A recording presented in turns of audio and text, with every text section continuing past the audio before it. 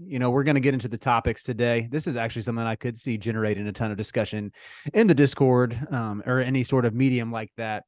So this stems in part from a team I saw this week that really impressed me. Regretfully, it's one of the three co-hosts of this program. It's one of his teams. And I want my friends to succeed, but we know how Greg gets when his Michigan Wolverines are good. And sometimes it's not a good look for any of us. So it's inspired partly by that, but also by Carter putting the AP poll voters on notice this week, looking for the frauds, wanting to call them out, ready to scrap, ready to go outside with the way that they're producing these rankings. So this first segment we're going to survey the top 25. Both of us are going to pick three teams that we would boot and then replace them with three teams that we think should be in it. And I know this could be a little bit hazy because a lot of teams didn't play anybody, so it might not always make the most sense or follow a uniform structure. With some of this, we're just going to be going from the vibes. But, Card, I'm going to turn over to you first and hear which three teams do you want to boot from the AP poll this week? Let me go ahead and go through this because, honestly, outside of Michigan State, was very impressed with the rest of the top 25 that was in action, at least in my eyes. Let's see here. Who would I boot? Okay, I think for starters, I would boot Gonzaga. And it honestly hurts me to do this, but with the loss of, and I don't want to butcher his name, the Steel Venters, that's a big loss for them. He was supposed to be a really, big contributor for this team. Hopefully now this puts a lot of pressure on EK to kind of stay healthy throughout the season, which he hasn't done, obviously coming off that injury with Wyoming.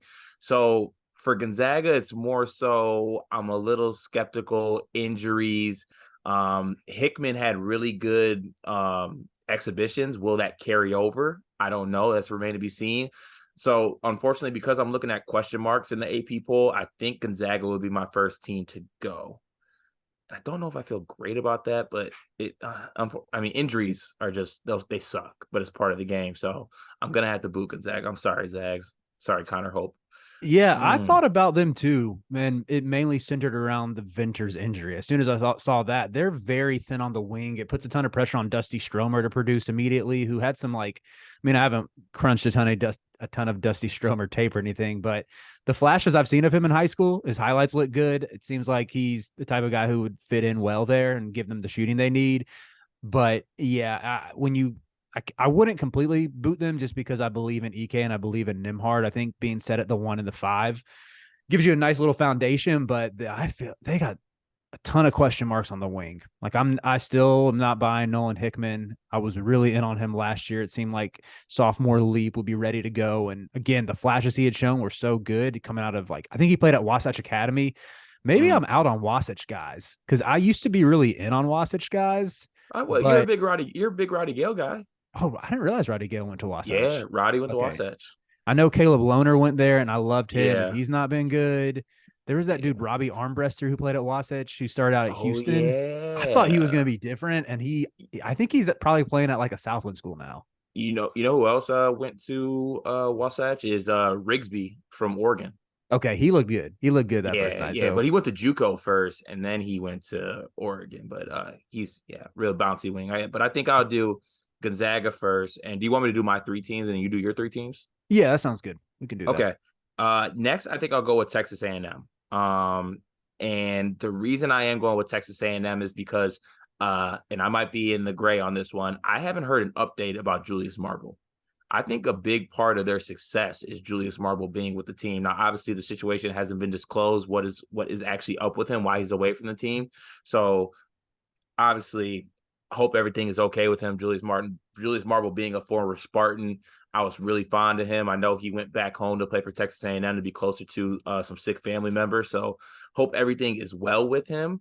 But he's a big part of that team. I think that Wade Taylor gets a lot of the kind of hype for that team, and as well he should. I mean, he's an All-American level type player in my eyes. But Julius Marble was a steady post threat for them, and he was, winning SEC Player of the Weeks in a pretty good conference. So with the loss of them, I think I would have to bump them out. I mean, they're at the 15 range, so they wouldn't have to necessarily fall off that much. But I think Texas A&M would be the next team out for me. I don't hate that pick. Consider them as well. Okay, and then you know what? For my next one, I don't want to do a team with an injury. I want to do a team that actually I'm just like, I'm not gonna do your Tar Heels like that. I still like where my boys are at. Not out the top 25. That's too much. Mm. I think I'm gonna go with San Diego State on this one. Because for me, I love that they got Lamont Butler back. You know, obviously they got Trammell back, Reese Dixon Waters. They got a good portion of the team back, but this team lost a lot. I mean, Jadion Lee is a guy who we're kind of just waiting to break out, waiting to break out. The breakout might never come. If it does come, it'll do wonders for San Diego State, but you don't know if that breakout is necessarily gonna come. And then you lose Matt Bradley, and then you lose Keyshawn Johnson to Arizona. And if anyone has watched Keyshawn Johnson at Arizona for these first couple games, he looks really good, and he looks like a player that could really help San Diego State. So they're at the 17 range in the Associated poll. I think I would bump them out as well. Yeah, San Diego State was actually one. That's the first one we're on the same page with that I would give the boot to. Same reasons. Lost a lot last year. I know Cal Fullerton gave them a good game. I want to say that was close maybe until like the 15-minute mark in the second half. I think San Diego State went on a nice little run and pulled away. But yeah, I think replacing gosh, I'm blanking on Kashad Johnson, sorry. And Matt Bradley, like those two dudes has sort of been overlooked because the system has worked so well under Brian Dutcher. It's going to be a great a great defense, but that's never the question to them. It's that offense that's like, how good can you truly be if you're scoring in the 40s and 50s for some games? So I'm with Right. you on San Diego State.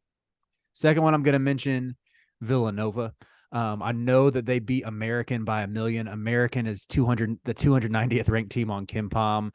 First year head coach. Like I don't really take that seriously. And it's still Mark Armstrong getting big minutes. Like he started for them and put up 6 points. And beyond that, I know it was like a 40-point win, but Lance Ware played 14 minutes, and that's about 13 minutes too many for Lance Ware. So they get knocked out based on the vibes alone around that.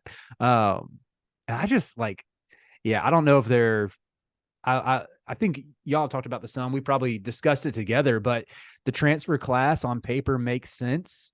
Where you bring in, like I see the vision that Kyle Neptune had, bringing in TJ Bamba, Trey Burton, and Hakeem Hart, like those supposed to be the rangy athletic wings. But it's just none of like. I want to see it work. I want to see him make the pieces fit. I feel like Burton is really the only guy who is produced for a team that made the tournament. I know Hart's teams have been there, but he's sort of been like the fifth option. So yeah, that's where I'm just waiting to see a little bit longer on Villanova. The last one I am going to boot UNC, and consider, you can call this a reverse jinx if you want. I wouldn't hate it. But I went into this year thinking that Carolina would be somewhere in the 25 to 30 range. That's where I had them in my personal rankings. Like even for the Almanac, I kind of charted out my top 35, top 40. And I just wanted to see it from them. And I went into the game against Radford thinking, like, if Carolina jumps out to a 10, 15-point lead and controls from wire to wire, I'm going to feel great. Like, I'll be ready to say, like, surefire top 25 team. Because Radford actually has some really good guards. Daquan Smith played on that 31 Murray State team. Brian Antoine started out at Villanova when Jay Wright was there, former McDonald's All-American. Like, they have a legit backcourt. Kenyon Giles is their sophomore who played really well against power conference opponents last year. So I think that they might even be the favorites in the Big South now with sort of the way Asheville looked the other night. Like my concern level after that game was still pretty low. It didn't feel like Carolina almost lost it or fumbled it. It sort of seemed like they came out really a bit disconnected on defense, which I'm not completely surprised based on how many newcomers they have. It seemed like the ball screen coverage was just some miscommunications, whether they're icing, whether they were switching. So I think they'll get that ironed out, but I'm just still, again, like with Villanova, in wait and see mode with UNC.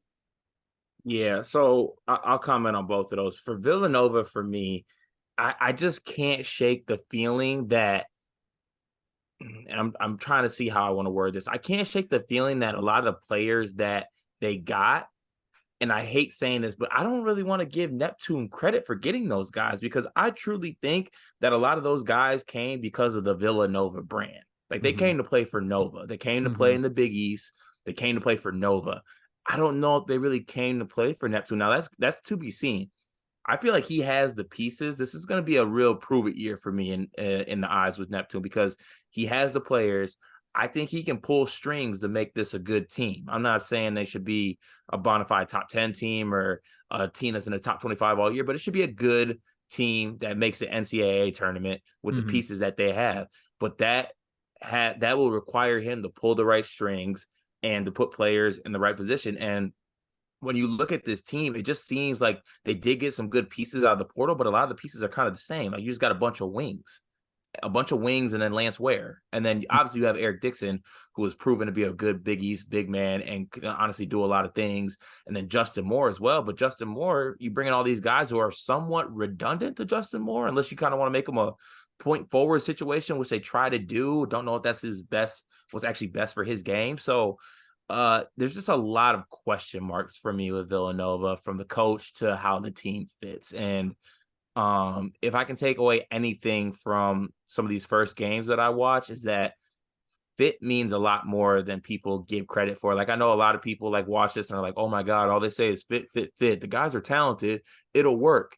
That's not how it works. It really isn't. It'll get you to some places, but to get over that hump, pieces have to fit together and guys have to know their role. And I think that Villanova is a team that'll have issues with that. And then UNC, I don't know, Riley. I think you're trying to do a little reverse jinx thing on this. I don't know if they should be out of the top 25. They just need to let my young bull rock, man. Let I Cadeau know, go. man.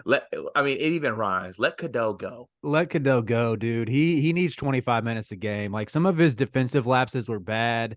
There were times where he was very much the culprit of like not icing when he's supposed to ice, and he doesn't really have the length to kind of recover on his guy if he gets beat. I think he'll get there in time. He's really quick and he can be pesky on ball. Like we saw that at the high school level for him.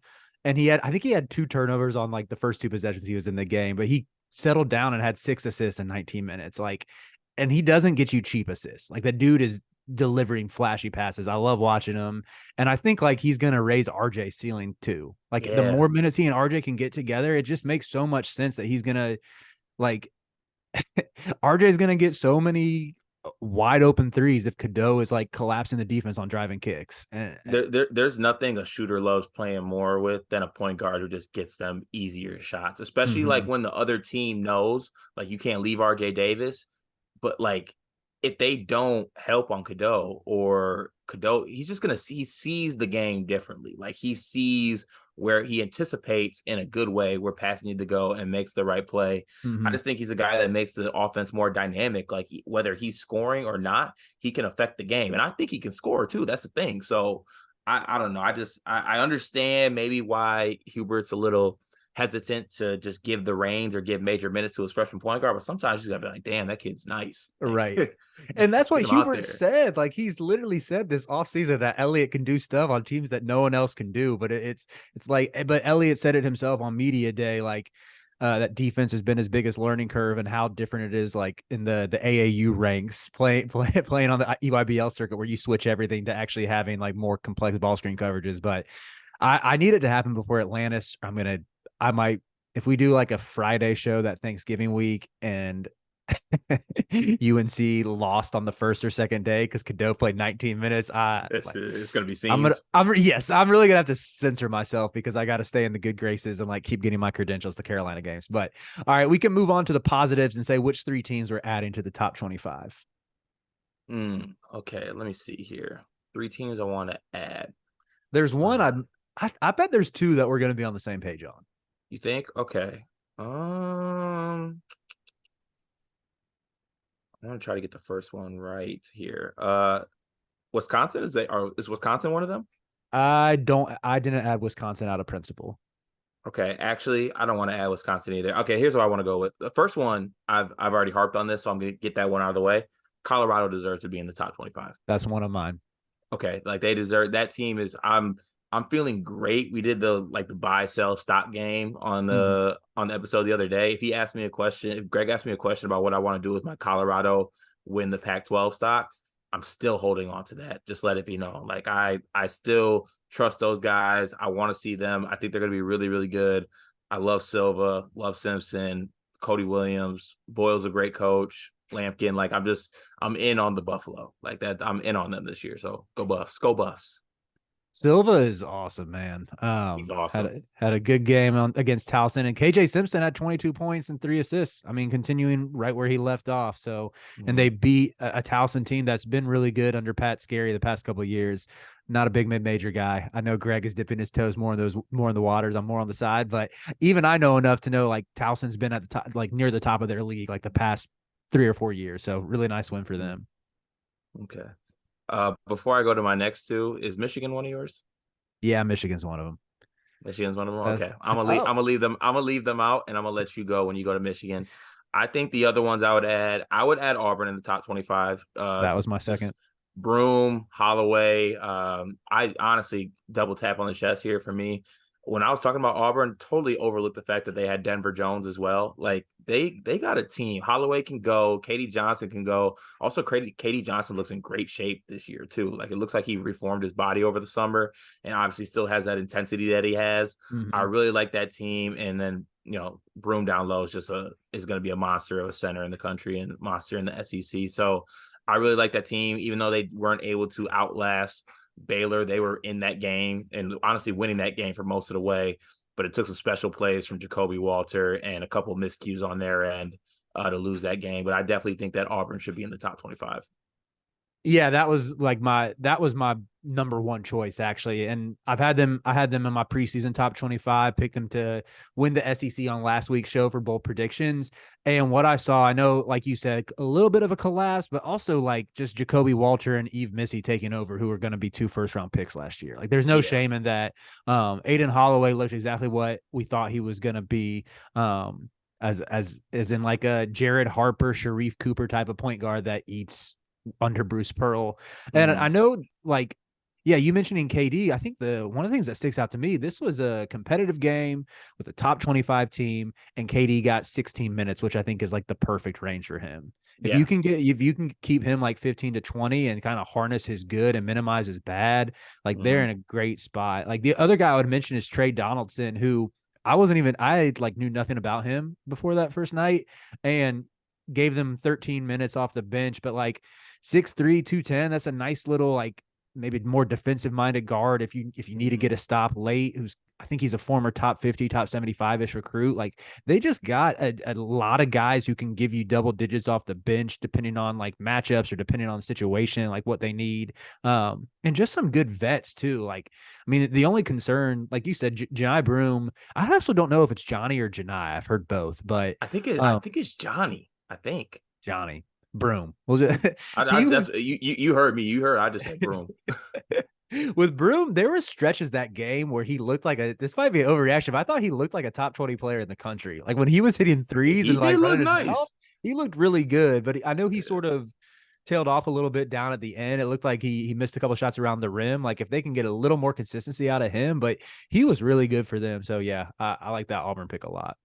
Yeah, and then I don't want to cheat this, but if we recorded this somehow like one or two in the morning, I would put New Mexico in there because I think they're going to come off a win against St. Mary's without Jalen House. By the way, I love that team. Mashburn, Donovan Dent's going to have a breakout sophomore year. Yeah, I just like the pieces they had. But for now, I think I will give. You know what? Shout out to John Martin. I'm gonna give the edge to Memphis because I think people are out on Memphis because of the DeAndre Williams thing. And yes, that's massive. DeAndre Williams on this team, I think they are certified top 25. But at the same time, you have a team full of 25-year-olds. That wins in today's day and age. That's literally what it is. Like I know that they are talented too. They got some talented kids like Jaquan Walton. I think he's talented.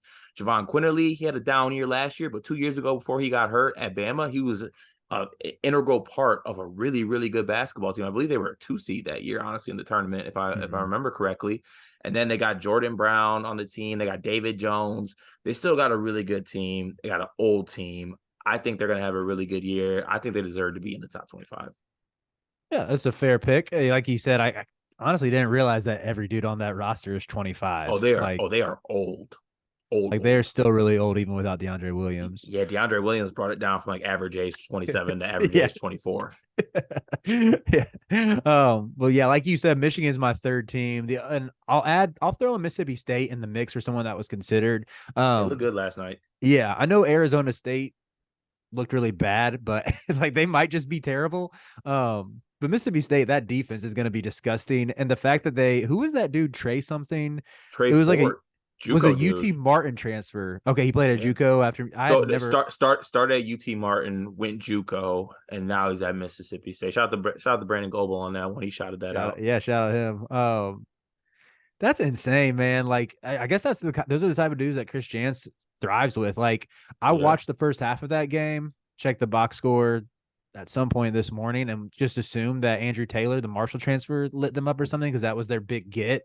And I saw he played like 10 minutes and didn't really do Yeah, anything. So that's the thing. Like, and honestly, I was thinking about doing Mississippi State too because they did this without Tolu, they did this without Shaquille Moore, mm-hmm. and Andrew Taylor. Honestly, looked overwhelmed by Arizona State a little bit, kind of being the up transfer. You know, Right. it's a different level playing against those type of athletes.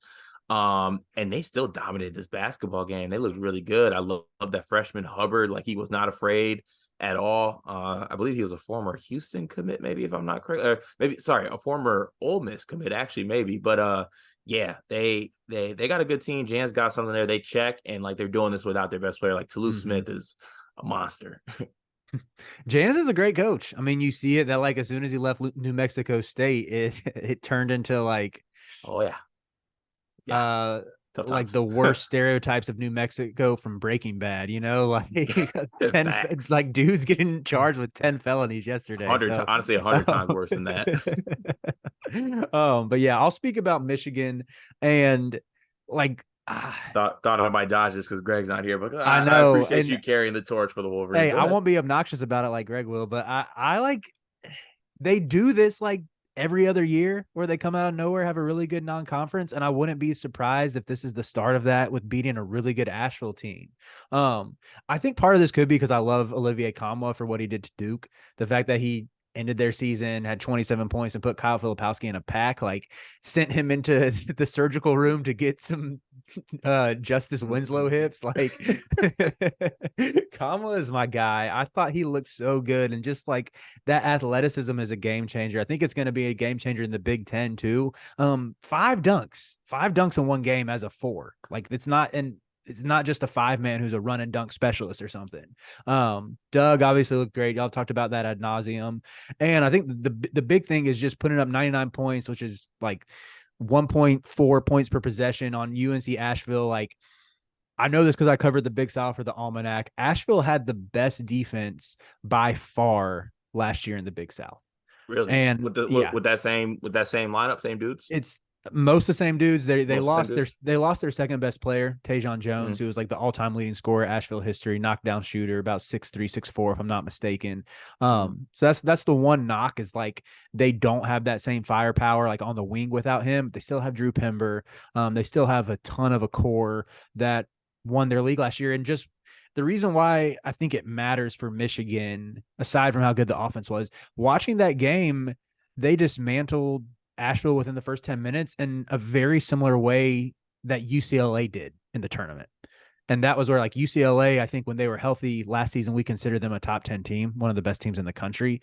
And watching Michigan beat Asheville like that in a similar fashion, I'm nowhere near ready to say they're going to be a top 15, top 10. But like if they hover in that 20 to 25 range this year, I think kind of like Greg said, that top 4 is enough between Doug, Burnett, Kamwa, and Terrace Reed.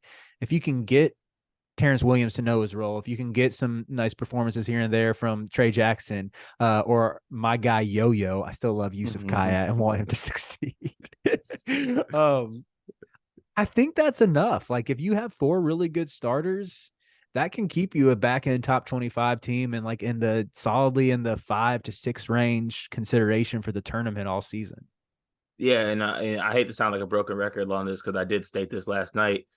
And it's centered around what you just said. Like that 4 is good enough that if they play not even to their ceiling, because I feel like last night those guys played, or the other night when they played Asheville, those guys played to their ceilings. Doug did, Olivier for surely did, Namari somewhat did, and Terrace kind of padded his stats towards the end to kind of play to his level. But like if you get those four guys to give you something and play to a good level, you really don't have to worry about depth as much as you think. And then like whatever you get outside of that is just like a welcomed addition. Like whatever you get from Trey Jackson, whatever you get from Terrence Williams, that's just like all right, cool. Yep, I'm with you on that. So Go we'll Johnnies, by the way. go Johnny's. Yeah, they play St. John's next. I thought they have Youngstown on Friday. When do they play? Go. You're right. You're right. Go Penguins. Go Penguins, and then go Johnnies.